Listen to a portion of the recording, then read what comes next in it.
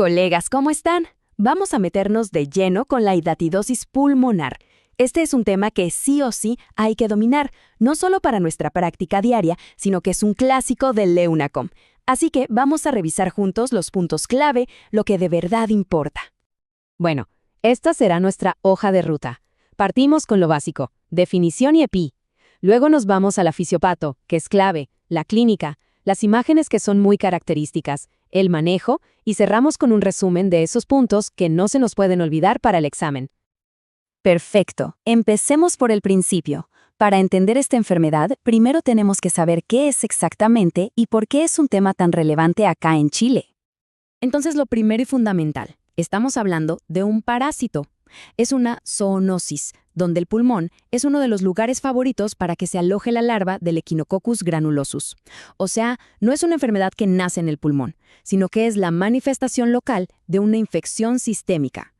Y fíjense que no es para nada rara en el pulmón. De hecho, es la segunda localización más frecuente de los quistes hidatídicos justo después del hígado. Se lleva entre un 20 y un 30% de todos los casos. Un dato que hay que manejar. Ahora, ¿en quién debemos sospecharla? Aquí la epidemiología nos da todas las pistas.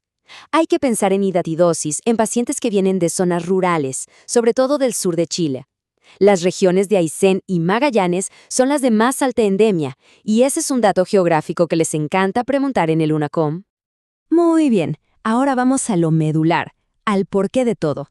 La fisiopatología en el pulmón es totalmente distinta a la de otros órganos, y entender esto nos va a explicar toda la clínica.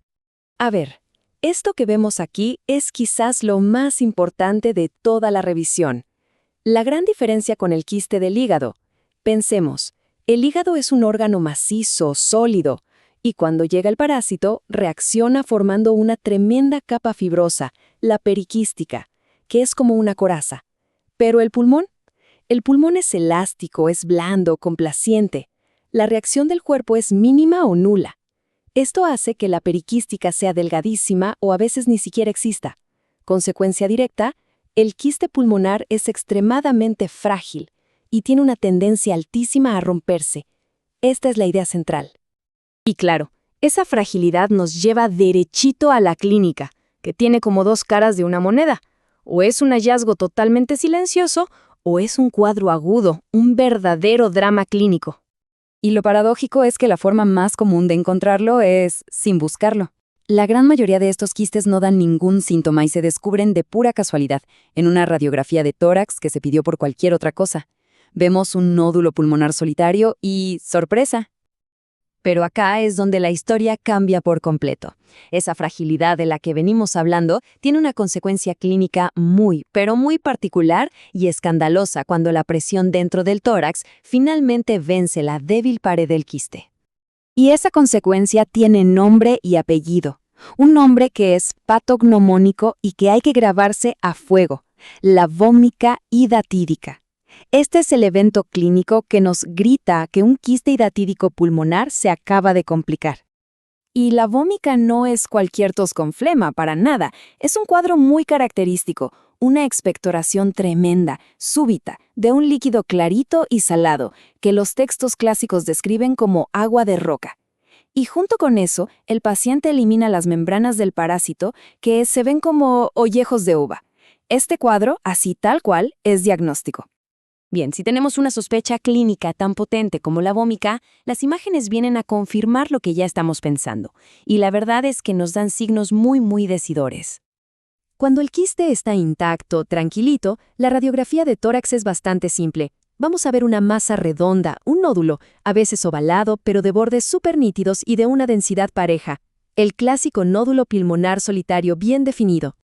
Pero cuando el quiste se rompe y le entra aire, ahí la radiografía se pone mucho más interesante. Vemos signos que son patognomónicos del libro. Por ejemplo, el signo del menisco aéreo o el signo del doble arco. Y el más famoso de todos, el signo del camalote, donde se ven las membranas del quiste colapsadas flotando sobre el líquido que queda. Ver esto en una placa es prácticamente tener el diagnóstico en la mano. Ahora, aunque la radiografía simple nos ayuda muchísimo, el gold estándar es la tomografía axial computarizada, el TAC de tórax. Este examen nos confirma sin lugar a dudas que la lesión es líquida, es un quiste, y lo más importante, le da al cirujano todo el detalle anatómico que necesita para planificar la cirugía. Y eso nos lleva de cabeza al manejo, porque a diferencia de lo que pasa en el hígado, en el pulmón la conducta es mucho más clara y por lo general más agresiva. El concepto acá es uno y es muy claro. El tratamiento de elección es la cirugía. Por ese alto riesgo de rotura del que tanto hemos hablado, la mayoría de los quistes, incluso los que son asintomáticos, tienen indicación quirúrgica. El albendazol es un tremendo aliado, pero como coadyuvante, antes y después de la operación. Y mucho ojo acá, la técnica PER, que se usa harto en el hígado, en el pulmón está generalmente contraindicada. Quiero ser súper enfático con esto. Funcionar un quiste hidatídico en el pulmón es jugar con fuego. El riesgo de romperlo, de que se vacíe la pleura y provoque un shock anafiláctico o una siembra pleural masiva es altísimo. Así que, para el examen y para la vida, PER en pulmón no.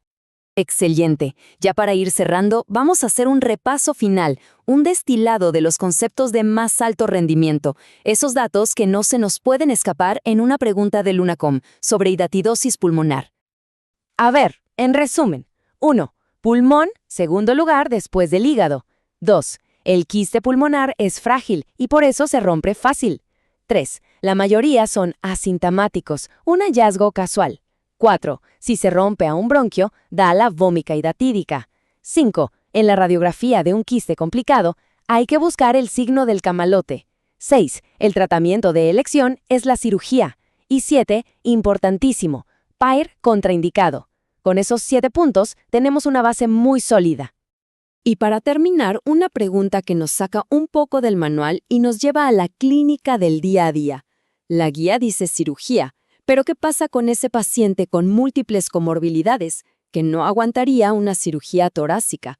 Es una situación compleja que nos obliga a pensar y a poner en la balanza todos los principios que acabamos de revisar. Se las dejo para la reflexión.